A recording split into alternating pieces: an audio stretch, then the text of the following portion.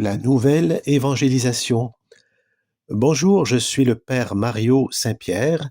J'ai la joie de vous retrouver pour cette chronique consacrée au renouveau missionnaire de l'Église. Aujourd'hui, je vous propose de réfléchir sur l'évangélisation directe, c'est-à-dire l'évangélisation de rue et le porte-à-porte. Enfin, des catholiques. Un jour, en France, je faisais de l'évangélisation de porte-à-porte avec quelques amis chrétiens. Après avoir frappé à une porte et nous être clairement identifiés comme membres de la paroisse, la personne qui nous a ouvert s'est exclamée avec un étonnement non dissimulé: Enfin des catholiques! Cette parole m'a profondément marqué. Elle révélait à la fois une surprise, presque une joie, mais aussi un manque. La personne nous expliqua qu'elle avait déjà ouvert sa porte à de nombreux vendeurs itinérants et à des témoins de Jéhovah, mais que jamais encore des catholiques ne s'étaient présentés ainsi, simplement pour entrer en relation. Or, nous n'avions rien à vendre, nous étions venus pour donner, ou plutôt pour offrir ce qui ne se vend pas, une présence fraternelle, une écoute gratuite, un témoignage humble de l'amour du Christ. Cet épisode, en apparence anecdotique, agit comme un révélateur. Il met en lumière un paradoxe pastoral. Dans une société saturée de sollicitations commerciales, idéologiques ou militantes, l'Église catholique apparaît souvent comme discrète, voire absente, de l'espace relationnel quotidien. Elle demeure largement identifiée à ses bâtiments, à ses célébrations, à ses propositions internes. Or, l'Évangile, dès son origine, ne s'est jamais d'abord diffusé par attraction institutionnelle, mais par déplacement missionnaire. Nous sommes profondément habitués à une pastorale du « venez ». Venez à l'église, venez à une soirée, venez à une rencontre, venez à un parcours. Cette dynamique est bien sûr légitime. Elle permet l'accueil, la formation, l'approfondissement chrétien. Elle est indispensable à la vie ecclésiale. Mais elle devient problématique lorsqu'elle constitue presque l'unique modalité de l'annonce. Or, les verbes fondateurs de la mission dans les évangiles sont d'une autre nature. Jésus nous dit « Allez, allez dans le monde entier, allez de toutes les nations, faites des disciples. Je vous envoie. Chemin faisant, proclamez. » Le christianisme est né en marchant. Avant d'être un lieu, il fut un chemin. Avant d'être une culture, il fut une traversée.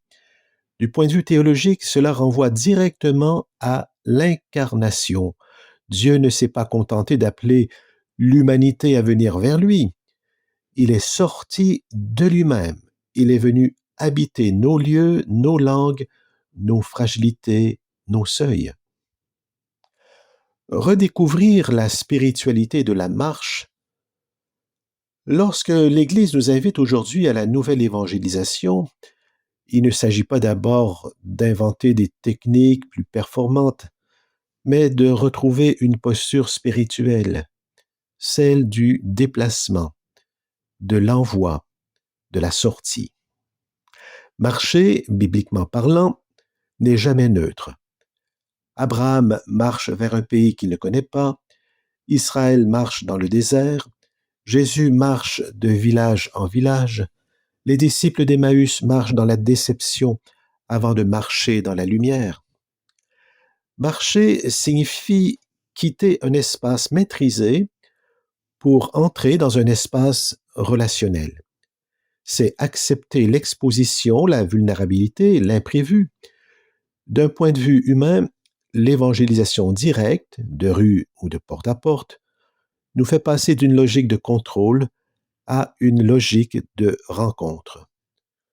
Nous ne choisissons ni les visages, ni les histoires, ni les réactions. Nous consentons à nous laisser affecter, et c'est précisément ce déplacement intérieur qui ouvre un espace pour l'esprit. Un jour, je participais à une journée de ressourcement pour les responsables des cellules paroissiales d'évangélisation. Le prêtre qui animait cette rencontre eut l'audace de proposer quelque chose de très simple et en même temps de très déstabilisant. Sortir deux par deux dans le village et frapper aux portes. Aussitôt sont montées les résistances intérieures, peur du rejet, peur du ridicule, peur de déranger, peur de ne pas savoir quoi dire, peur de mal représenter l'Église, peur de soi-même. Ces peurs sont universelles. Elles relèvent de mécanismes psychologiques bien connus, anxiété sociale, anticipation négative, protection de l'image de soi. Elles constituent l'un des principaux freins à toute évangélisation incarnée.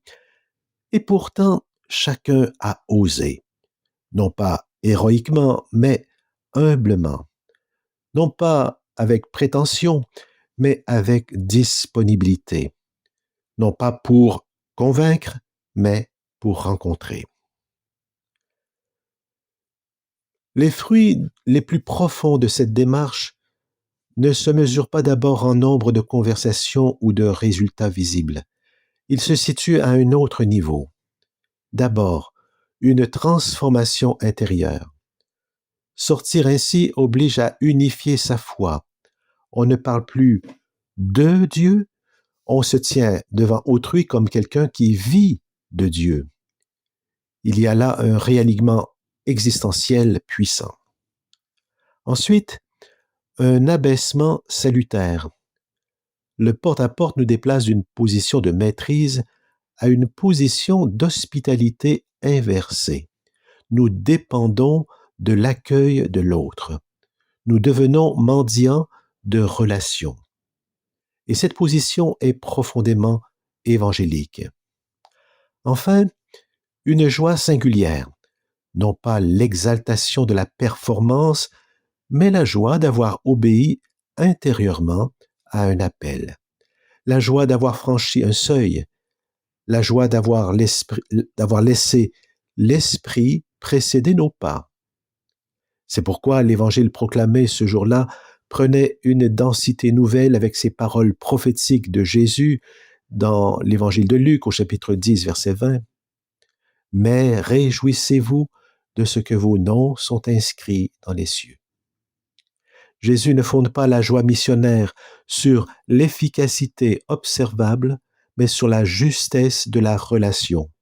Relation à Dieu qui envoie, relation à soi qui consent, relation au monde qui est aimé. Vers une culture ecclésiale de la sortie.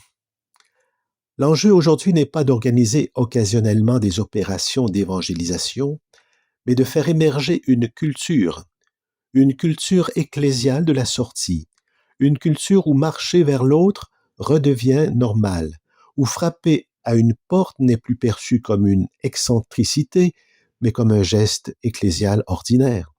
Dans un contexte de sécularisation avancée, l'Église ne peut plus compter principalement sur la visibilité sociale de ses structures.